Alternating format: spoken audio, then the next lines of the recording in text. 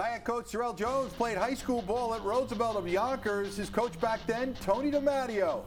The Hall of Famer now at Somers, of course. Two squaring off under the lights on Friday. Second quarter, the Indians' Elijah Gray goes in from 7 yards out. It was 12-7 Nyack. But it was all Tuskers after that. Before the half was out, Super Junior Jack Kaiser. There's a reason he wears number 44. Maybe he should head to Syracuse in a couple of years. 35-yard touchdown. Somers led 20-12 at the break. Tuskers defense stepped up, shutting down the Indians pretty much the whole second half. Kaiser finished with 2 touchdowns, as did quarterback Jackson Casau. Somers hands Nyack its first loss, the final 35-12. Our coaches put together a great game plan, and they found the holes. We studied all week in film, and we picked up the blitzes very well. Our linemen did a great job picking those up, and our downfield blocking was amazing, which allowed us to break away a few times and get the win. And with that, we welcome you to another edition of the News 12 Sports Rush. I'm Pete Ruff. Somers hands another team its first loss of the season. Wow. 2 teams that will definitely be in the hunt for a section title. Well, coming up, we'll show you highlights from more Section 1 battles over the weekend, plus an independent school showdown between 2 Westchester rivals. But first, we welcome in Mr. Andrew Rappaport. How you doing, my friend? I'm good, Pete. How are you? Not bad. Another crazy weekend of football. Did Jones and DiMatteo hug? Oh, yeah. Before or after the game, or both? Both. Oh, okay. Both. Yeah. So they like each other? Oh, yeah, absolutely. Of course they do. He's a former player. What's with Somers playing these undefeated teams every week? Yeah. Isn't it crazy? They played 6 games. 5 of those games, the team they faced was unbeaten. The only team that wasn't was Tappan Zee. And they obviously lost to the Yorktown, but the other games, they handed the team the first loss. So it's obviously going to happen in the first week, and then the week 1, obviously, there's a good chance of happening in week 2. Obviously week 1, yeah. Week 3, it still could happen, but now you're getting later in the season, it becomes more and more. If it happens once, it's like, okay, but that many times? Isn't it crazy? Yeah, that's crazy. I mean, talk about getting tested. You're getting tested in week 6.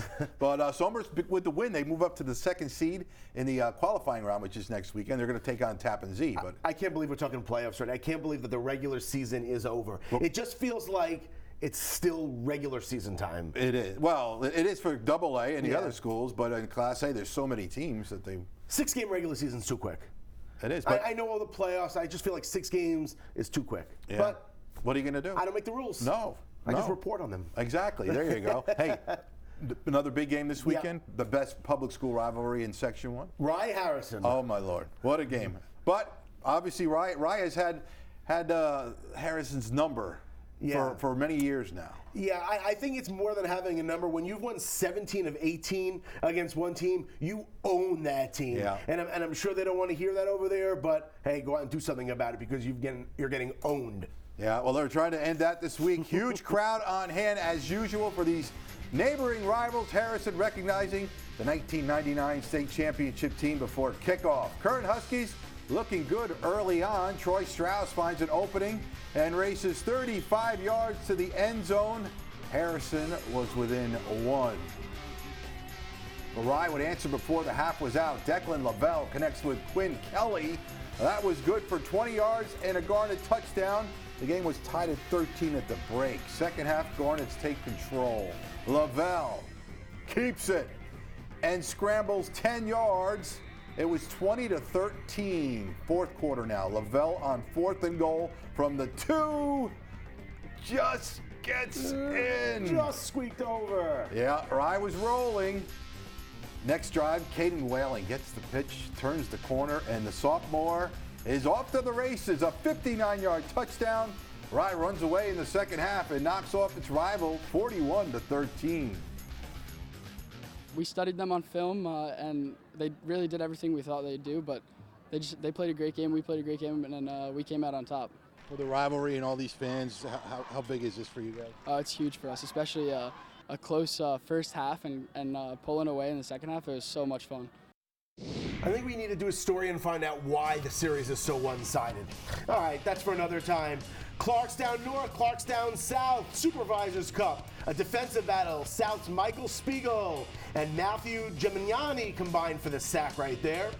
Then in the third quarter, North's defense would come up big. Adam Len gets behind the line of scrimmage.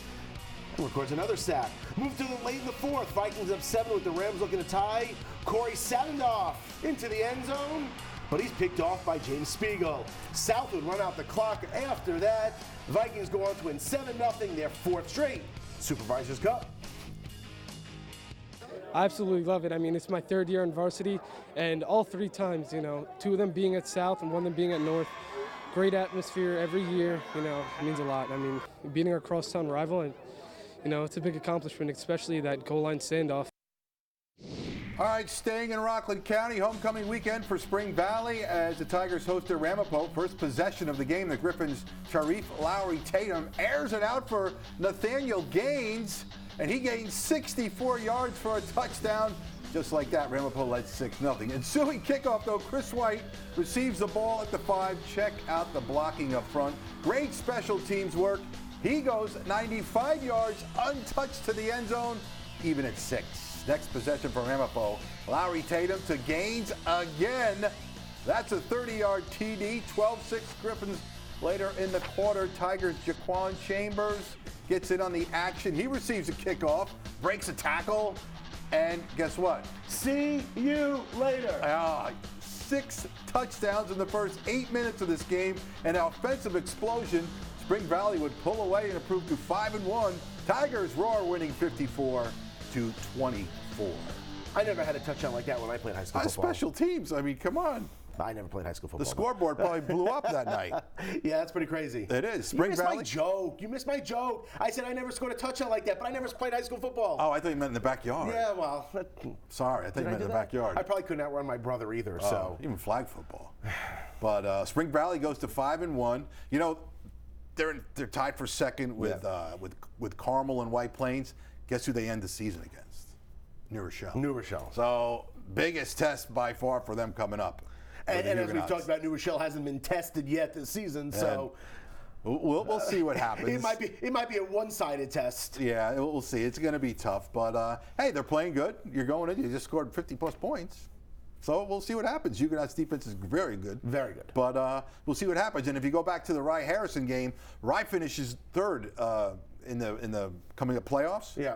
They have to play Harrison again.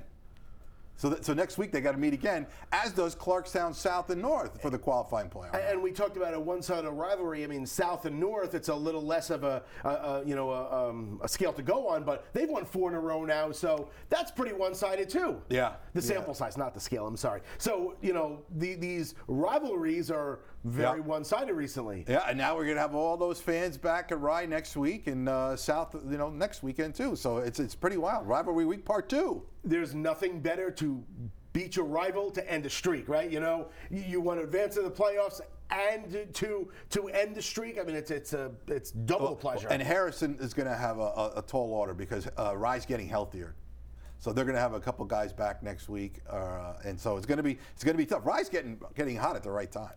The Garnets look good right now. You want to get hot right before the playoffs, so why not? John Jay Cross River is your top seed. There you go. They're the top seed. They didn't have the hardest schedule, but they're the top seed.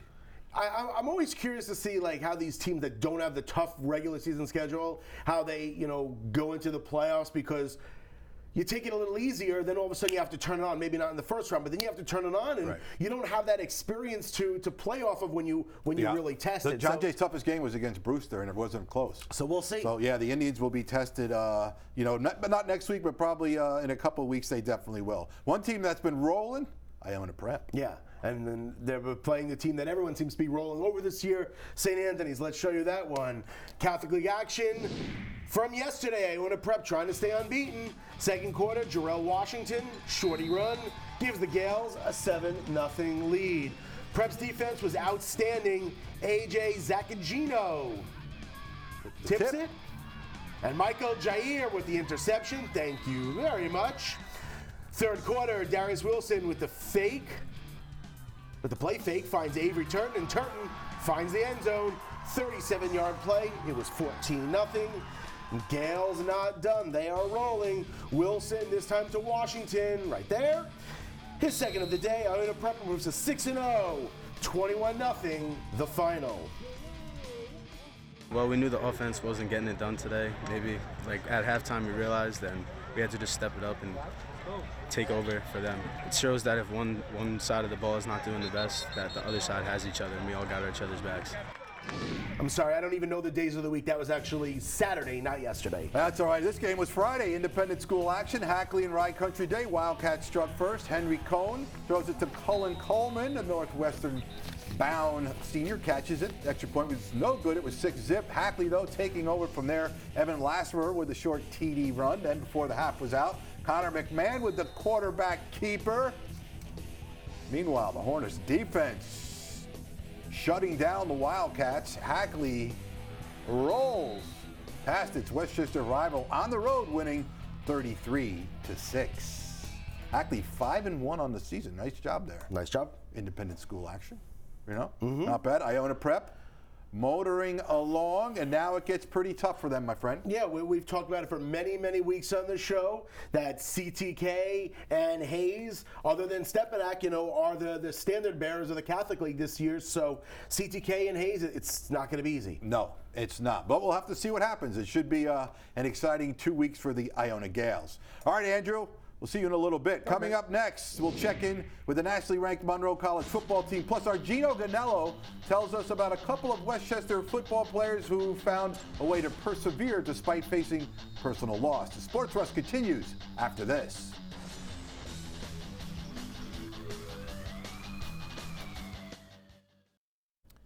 Welcome back. You're watching the News 12 Sports Rush. I'm Pete Ruff. Monroe College in New Rochelle may have the best football team you've never heard of. The Mustangs are ranked 7th in the Junior College National Poll, the highest ever in their 8-year history. Leading the way is head coach Terry Karg. He's been there since the beginning. I caught up with the Washington State native to talk to him about his experience at the JUCO level and the success of the Mustangs. How did junior college help you as a player and now a coach?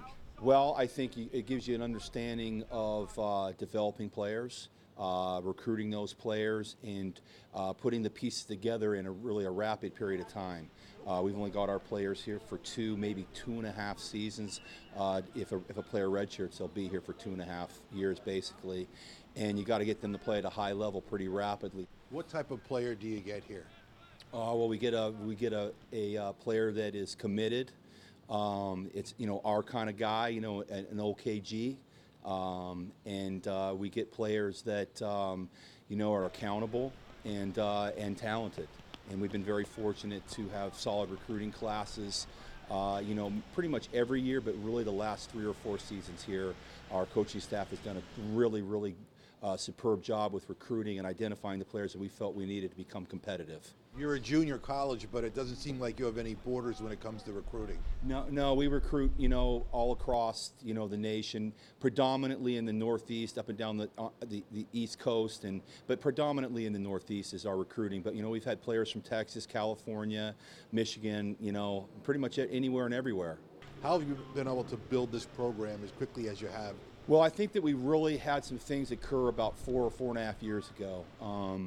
Lou Melendez became our athletic director. We had some things in place in admissions that I felt was really positive for us in the recruiting. And from that point about 4 years ago, we were able to really create some momentum, and that's really helped us get to where we are now and to be competitive nationally. Well, your offense has definitely been moving forward, averaging 58 points per game, #1 in the country. Former offensive coordinator, you got to be pretty pleased with that. Yeah, I've been pleased with the way we performed. I think we've done the things against our opponents that we expected to do at this point. But I think the thing that's made us successful is continuity. Continuity with all the positions on the offensive side of the ball playing well together at the same time. The one thing about football, it's really a player's game, probably the greatest player team game in my opinion. Maybe I'm a little bit biased, but it takes every player on the field doing their job in order to move the ball and to score points. So I would say the key for us has been continuity. We've been played well up front on the offensive line. We played well at the skill positions, and our quarterback Dominique Schaffner's done a really good job. When you're ranked so high like you are, do you try to block that out? Try to keep the players' minds away from that number? Yeah, I don't talk much about it. I'm more interested in us being the best version of ourselves every week. Might be a silly question, but is this the best team that you've had in your time here? This is probably the best all-around team that we've had. We've had good play across the board as far as defensively and offensively. In years past, we've had some really strong defenses, but so far our body of work really pretty competitive and solid on both sides of the ball. But we're just going to keep working hard and getting better, being the best version of ourselves that we can be. And I keep saying that over and over, but it's so very important. Well, Monroe dropped its first game of the season this past Saturday to fourth-ranked Lackawanna. All right, folks, each year USA Football honors a tri-state area high school football player with the Heart of a Giant Award. It features a student athlete who demonstrates unparalleled work ethic and a passion for the game. Several from the Hudson Valley have been nominated. Our Gino Ganello caught up with a couple of them. Nick Sinertia plays football at Pelham High School. Through his efforts on the field and his difficulties off of it, he has been nominated for the Heart of the Giant Award. It means a lot to me and my family because I've been playing football for as long as I can remember, and it's been a big part of my family tradition. Along with tradition, a big part of Nick's football career was his uncle, who passed away 2 years ago, affecting not only his relatives, but the Pelham community. My uncle Anthony played in high school, and it was a big part of his life. And then he got diagnosed with ALS, and it was tough for my family, but he just impacted the whole town and us. Anthony Sinertia's legacy continues today on the sideline, and through Nick, who tries to follow in his uncle's footsteps by impacting the lives of those around him. He really means a lot to all of us. He plays with so much heart. He means so much to the community. And he's just one of the best kids in our school, one of the best kids on our team, and just a great kid overall. Also a nominee for the award, Peter Thompson of Archbishop Stepinac, who has had no shortage of tragedy in his own life. My coach, he nominated me for this thing because he said I over a lot of achievements and all that. And I respected that because he really knows what I've been going through over the years. This year, Thompson suffered through the death of his grandmother in June, making the beginning of this season harder than usual. My grandmother, she took care of me since I was 6. It was me, her, and my uncle. We lived together. That was really my savior in life. That was really someone I cared about. And now that she's gone, I had to really push myself. And even though it's been a tough few months, it has made Thompson better in the end. It helped me because before, I was not the greatest kid. I was always getting in trouble a lot, but passing my grandmother really helped me show how I could really open up my eyes and push myself to do better things and do better for myself and my family and friends. Jakeem Jordan of Portchester is also a nominee for the award, and just like Nick and Peter, he's just another example of young men in the community overcoming adversity while playing the sport they love. From Pelham, Gino Ganello, Sports Rush.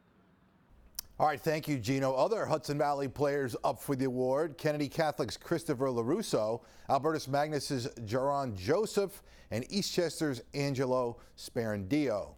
Well, the Iona College men's soccer team not only made a lot of noise when it beat rival Manhattan in double overtime last week, but it also made ESPN SportsCenter's top 10. Down one late in the game, the ball goes to Joseph Casano. And how about that shot? He kicks it backwards into the goal. It was the number 2 play of the night. I think it should have been number 1 if you're asking me. That's a goal Mr. Casano will never forget. And he made national TV along with the News 12 Sports Rush. All right, when we come back, you just saw the play of the week. Well, how about the game of the week? It's another soccer thriller. The News 12 Sports Rush continues after this.